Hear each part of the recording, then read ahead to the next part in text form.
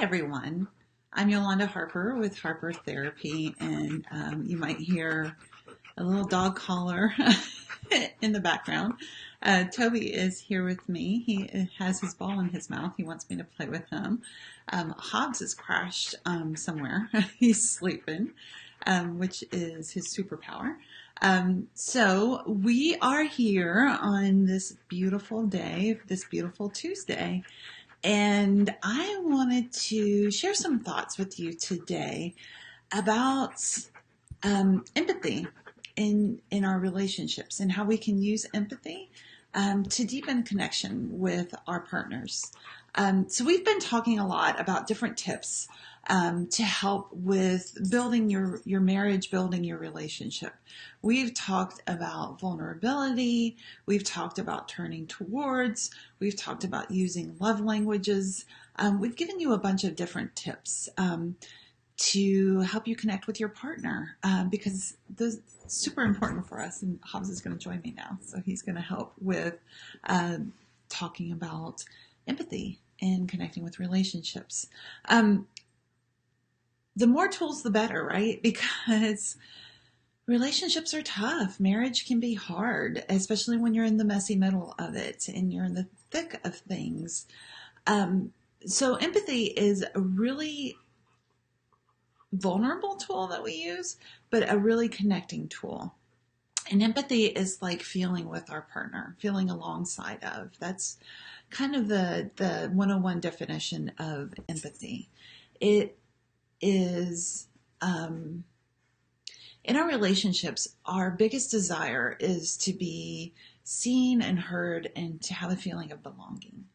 And when we are present with someone and they are empathizing with us, that is a greatest example and greatest experience of that feeling of belonging, of that feeling of connection.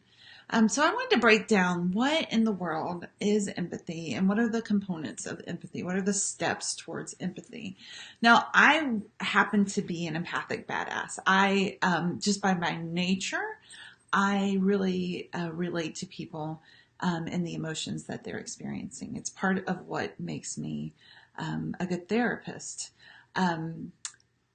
The beautiful thing about empathy is that for some of us it comes very naturally, but it's also a skill that we can learn, right? So if it's something that you haven't gained a skill set towards yet, no problem. No problem. I will tell you the steps, and then you can start kind of putting some of these in place in your relationship and see how that helps with connection. So step number one of empathy is perspective taking.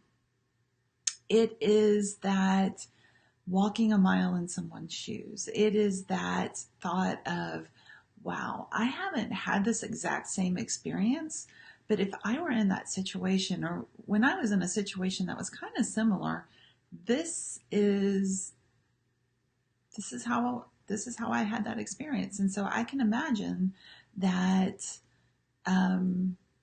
this is my partner's experience, right? It is kind of stepping out of our shoes, stepping into our partner's shoes to get an idea of what their experience was. That's step number one. Step number two can be a challenging one, and that is staying out of judgment.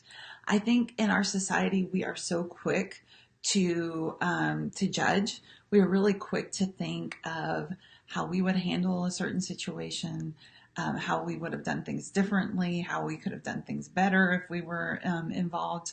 And so we want to recognize our tendency towards that, like it's a human thing. But we also want to recognize that that's not going to serve the purpose of connection in our relationship. So it's stepping away from judgment. It's staying out of judgment, especially in our relationships where we have a tendency to want to like problem solve. When our partner is in struggle or having a hard time with something. So it's recognizing that, yeah, we all do things differently. And there might have even, been a legitimate different way that someone could have handled that, a situation that would have led to a different outcome. But when we're empathizing with someone, that's not the time to be in that place.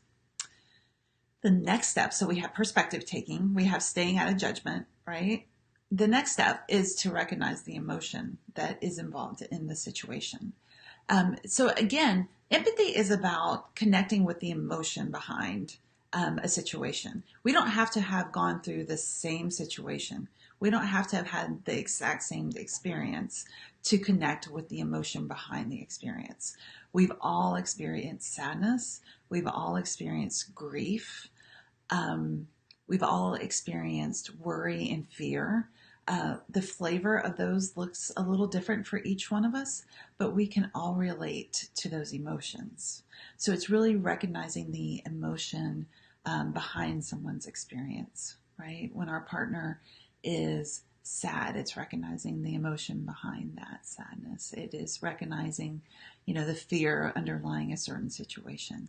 And then we can communicate that emotion. We can verbalize that. It's kind of fact checking, like, wow, it seems like that would be a really sad thing for you, or it seems like it would be a really scary situation to be in. Was that the situation for you?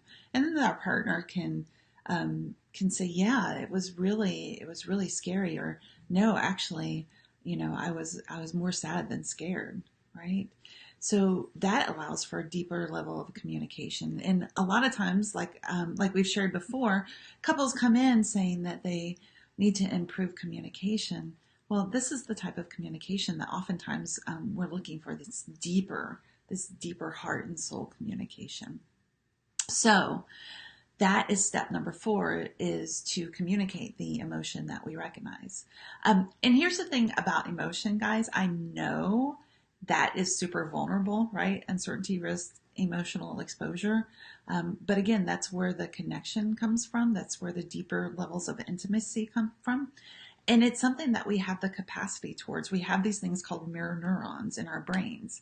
And that is what helps us to connect with people in their experience, right? That's why we yawn when we see someone else yawn. That's why if we're watching video and we see someone slip and fall on the ice, we kind of wince. That's why we might find ourselves tearful when we're watching someone else crying, right? So those mirror neurons are going to give us some information about what our partner's emotional experience is. So we have a little insight, and we can share that and confirm. So step number 5 is being mindful, right? So when you're an empathic badass like me, you might have a tendency to kind of slide into intensity of emotion along with the person that you're with. Mindfulness allows us to be present with another person's emotional experience without doing that dive in, and also without building up a brick wall, because being present, especially being present with someone in their pain, that's intense, right? And a lot of times we'll try and protect ourselves from that experience because it's so uncomfortable, by building a brick wall. And that cuts off connection right there, right? So it's being present in the situation with our partners and doing it in a mindful way that's not over relating and not under relating and building that brick wall. So just as a recap, the 5 components of empathy are perspective taking. I'm going to kind of walk a mile in your shoes. Staying out of judgment. I'm going to withhold expressing thoughts about how you should have done things differently or could have done things differently. Step number 3 is recognizing the emotion behind an experience. Step number 4 is communicating that emotion.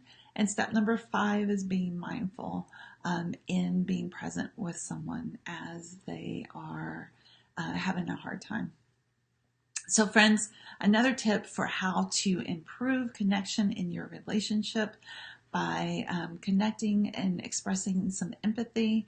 Again, another one of those things that can be a challenge to do because we don't have a skill set. We don't build a skill set in our society that teaches these steps of empathy. So if you could use some support, if you and your partner could use some support in building this skill set so that you can connect with each other in an empathic way, give us a call so that we can help. If you have any requests for topics that would be helpful for you in your relationship, We'd love to hear those. You can drop those questions right here in the comments. Otherwise, we will look forward to seeing you soon, and you guys have a great day.